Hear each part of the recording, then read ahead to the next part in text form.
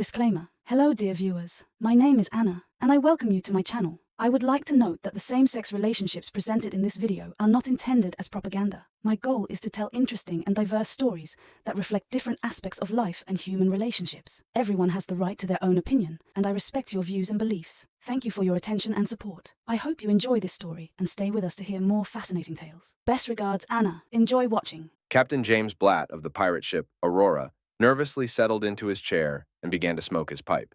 He had never faced such troubles before, and they all started after a celebration at the bar following the successful robbery of a large merchant vessel. Captain James always shared the loot with his crew, but this time his men, clearly unsatisfied with their share, stole the key to his cabin and took all the stolen money. Maggie, the captain's first mate, informed Captain James about the theft. Enraged, the captain caused such a commotion that the ship shook from his yelling, but the money was still lost. However, Captain James knew he had to keep moving forward. Surveying the horizon, James spotted a merchant ship that seemed weakly defended, but appearances were deceiving. The ship turned out to be quite formidable. Despite successfully seizing it, the haul was meager, a few gold coins and some crates of rum. The main problem now was the state of their own ship, which was riddled with holes. Maggie interrupted the captain by entering his cabin. "Captain, I've tallied the losses. We need 3 new cannons and fabric for the sail. The old sail looks like a sieve." James frowned. "Maggie, I'm tired of these expenses. Where am I supposed to get the money for all this? My crew has already robbed me, and now the ship is in terrible shape." Maggie, smiling, suggested, "What if we kidnap the child of a wealthy family and demand a ransom? We're close to Providence." Captain James pondered for a moment and then nodded. "Good idea. We'll dock the ship and you'll go on a reconnaissance mission. Find out who the richest person is here, if they have children, and what kind of security their home has." Maggie sighed, as she didn't like such missions, but she agreed. She preferred blouses and pants over dresses, but for the sake of the ship's repairs, she could endure it. An hour later, she returned, quickly shedding her dress and putting on her favorite hat. She addressed the captain. "Captain, the wealthiest family, Borgominestro, has a son, 20 years old, a handsome young man. There's almost no security at their house, so it will be easy to kidnap him." "Excellent," James smiled. "Tonight, we'll start Operation Hostage. You'll take the crew and snatch the boy." As evening fell, Maggie, dressed in a formal suit, and a few pirates set off for the town. Meanwhile, James prepared the ship for the arrival of the hostage, setting up a single cabin. About half an hour later, Maggie returned with a wriggling sack. When it was untied, a handsome blonde boy with blue eyes stood before the captain, his eyes filled not with fear, but curiosity. "Hello," Captain James addressed the captive. "You're on the pirate ship Aurora, and I'm Captain James Blatt. You'll be held captive until your ransom is paid. Understand?" "Understood," the boy replied with a smile. "Are you really pirates?" "Yes," James nodded. "What, don't we look like it?" The boy glanced around the crew and laughed. "You look exactly like pirates. I've been kidnapped by real pirates." The boy pinched his own elbow, wincing in pain, and smiled again. "You're happy that we kidnapped you?" Captain James asked in surprise. "Absolutely," the boy smiled again. "My parents wanted to marry me off to Miss Sally, who's 20 years older than me and looks like a toad. I would have run away anyway. Thanks for showing up and kidnapping me." The boy was delighted by this turn of events. Captain James couldn't believe his ears. While Thomas, as it turned out the boy's name was, got acquainted with the crew, the captain turned to Maggie. "Did you leave a ransom note?" "Of course, in a conspicuous place," she replied. "Excellent. Escort the hostage to his cabin," ordered Captain James. "Tomorrow I'll show him what real pirate life is like." Maggie led the hostage Thomas to his cabin, and Captain James, watching them, smirked. Tomorrow the captive would learn that pirate life wasn't so easy. The next morning, Thomas was woken up early by none other than the captain himself, whose grin didn't sit well with him. Captain James said something like, "Did you think being a prisoner means you get to slack off?" "Not a chance," and handed him a bucket and a rag, ordering him to scrub the deck with the crew. It was clear the captain thought he was too delicate for the job, and Thomas was determined to prove him wrong. He had seen their housemaids scrub floors many times. It couldn't be that hard. As it turned out, it was trickier than he thought, and Thomas's initial attempts were laughable, drawing jeers from the crew. But gradually, Thomas got the hang of it. Over time, Thomas not only learned to scrub the deck but also to mend sails and help with minor repairs on the ship. This surprised Captain James, who had expected the boy to be a spoiled brat. Thomas even developed a few calluses on his hands but never complained, continuing to work alongside the crew. Sometimes it seemed like he was born into the wrong family and was destined to be a pirate. Thomas also got along well with the crew, especially Maggie, the first mate, who became his friend. This was convenient for Captain James, as Maggie could report their conversations to him, though the captain kept an eye on the boy himself. Thomas was cleaning the deck again when Captain James, standing near the helm, kept glancing at him, his eyes often lingering on Thomas's backside. Sometimes Thomas bent over a little too far, and the captain found his gaze drifting to the boy's lower body. James often caught himself doing this. Yes, he preferred men over women, but that didn't mean he should be attracted to a captive, no matter how attractive he was. Suddenly, Thomas looked at him, and the captain noticed a look of understanding and perhaps a smirk in his eyes. James quickly turned away and retreated to his cabin, worried that Thomas was starting to understand something he shouldn't. Thomas didn't give him much of a break, bursting into the cabin moments later with a bucket and mop, declaring he needed to clean it. The captain was about to protest but didn't get the chance. Thomas dumped the water and started scrubbing vigorously, stepping on James's feet and cornering him against the wall. Thomas's proximity made the captain uneasy. Usually James was the one cornering others, but now he was the one trapped. Thomas didn't seem in a hurry to leave, and a mischievous gleam flickered in his eyes. To James's surprise, Thomas boldly grabbed him by the waist, pulled him close, and kissed him. The captain was taken aback, but had to admit the boy was a good kisser. A shiver ran down James's spine, and he felt heat rising within him. Thomas pressed closer, and James was tempted to respond, to kiss back. But he quickly pushed the boy away, perhaps a bit too forcefully, as Thomas stumbled and fell to the floor. Trying to keep his voice steady, James said, "What the hell was that? Why did you kiss me?" "I don't understand why you're so upset, Captain James." Thomas smirked. "Judging by your body's reaction, you enjoyed my kiss.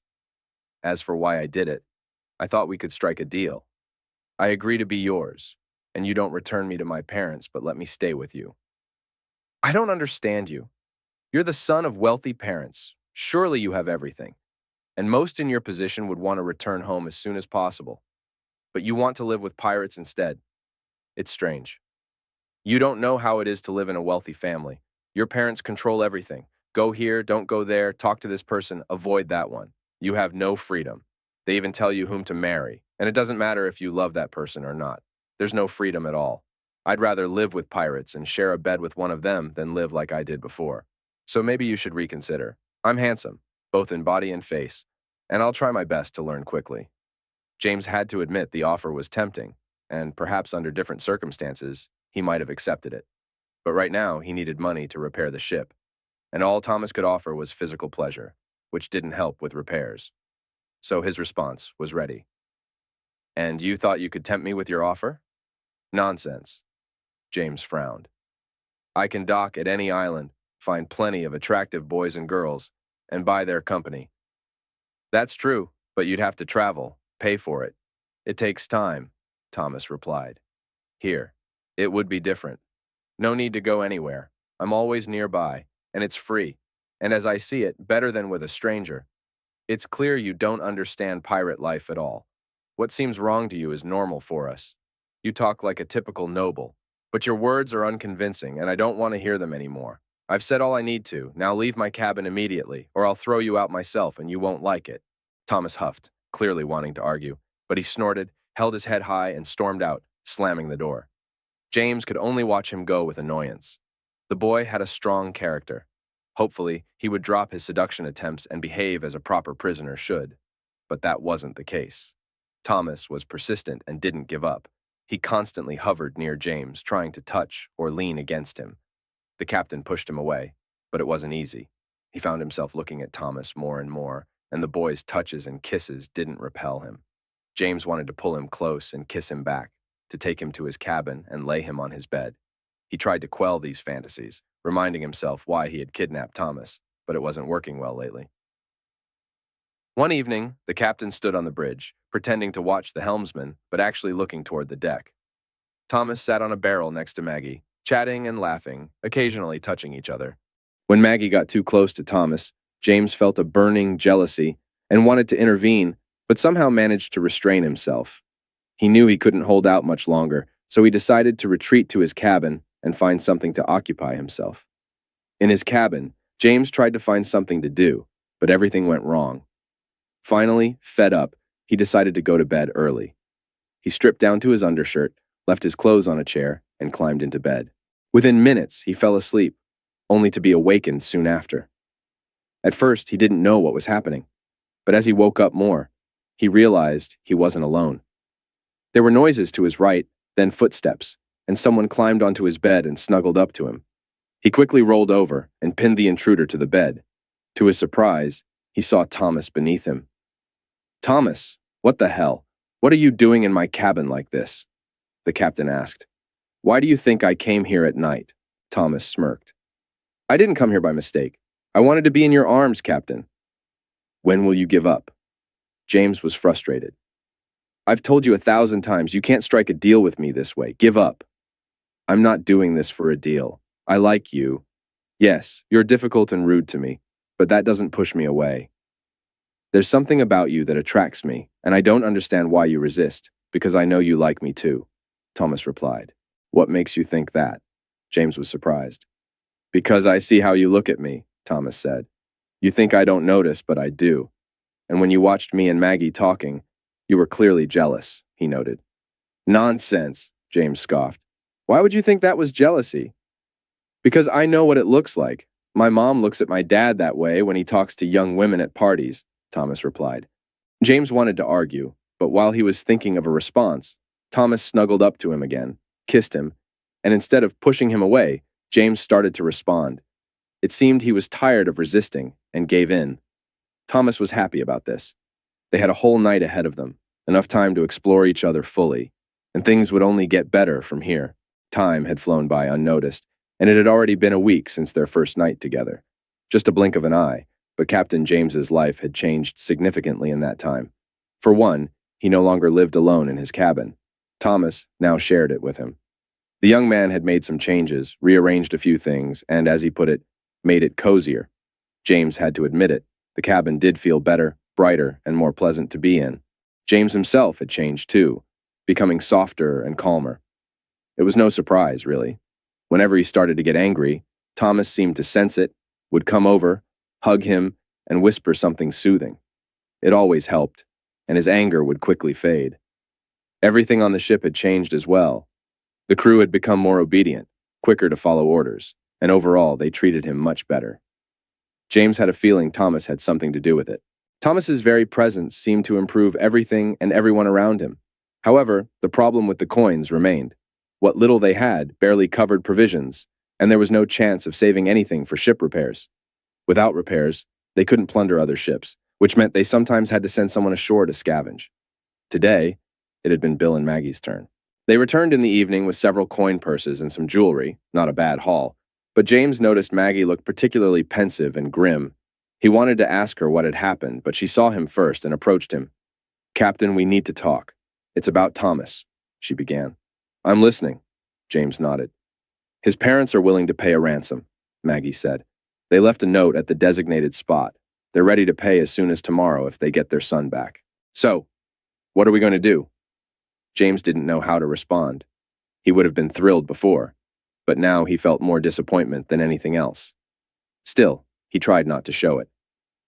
"So, they're ready to pay a ransom? I need to think about this," he said thoughtfully. "All right, think it over. Let me know when you've made a decision," Maggie replied and left.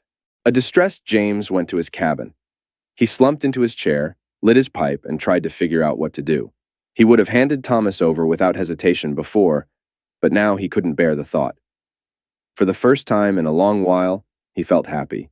He had just started to understand what it was like to be loved, and now Thomas's parents wanted to pay for his return, meaning he had to give him up. James didn't want to do it, but he also didn't plan to spend forever in this port. He wanted to sail the seas again, but the ship couldn't go anywhere without repairs, and repairs required money, putting him in a frustratingly tight spot. He pondered for a long time, but couldn't think of a solution. His head began to ache, and he decided to take a break just as Thomas walked in. The young man sniffed the air, wrinkled his nose in displeasure, and looked at James. "You've really filled this place with smoke. I'll have to open all the windows and doors to air it out," Thomas sighed. He didn't like the smell of tobacco. "Sorry about that." James shook his head. "I should have gone up on deck, but I was too lazy." He tried to speak normally, hiding his grim mood, but it must not have worked because Thomas looked at him with concern. "I don't think it's about laziness. You only smoke like this when you're nervous. What's wrong, James?" "Nothing, everything's fine," James tried to reassure him. "You're a terrible liar." Thomas shook his head. "No matter how hard you try to hide it, it's clear you're upset. I'm guessing it's because my parents are willing to pay the ransom." "What? How do you know about that?"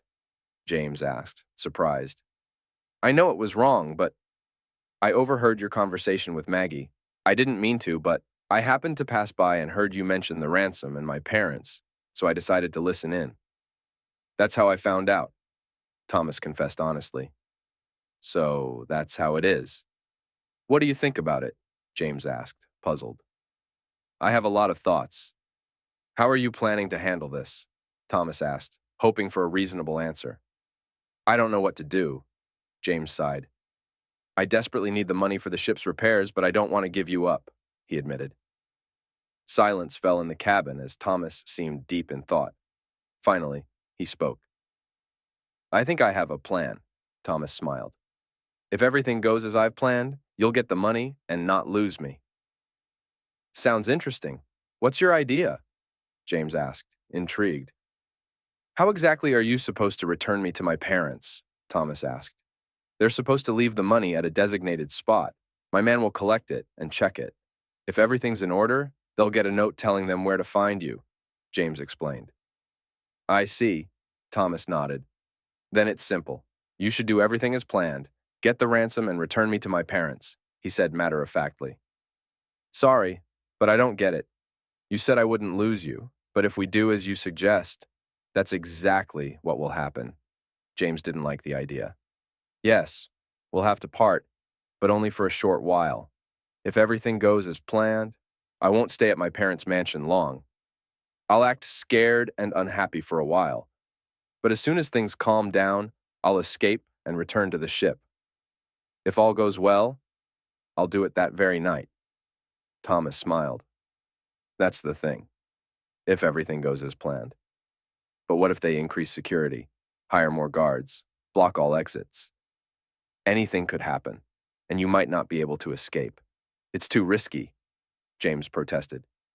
"Yes, but we can't come up with a better plan," Thomas replied. "Maybe Maggie could back you up. If something goes wrong, she could help. She was in the house, knows the layout, and I'm sure she could help if needed," James suggested. "Yeah, she's trustworthy," Thomas sighed. They called Maggie and discussed the plan. The next day, they decided to put Thomas's plan into action. They had spent the evening before discussing it with Maggie, who liked the idea and agreed to help ensure everything went smoothly. About an hour ago, Thomas, Maggie, and a few crew members had gone ashore to execute the plan, while James stayed on the ship to wait. He wanted to go with them, but they convinced him they'd manage on their own and everything would be fine.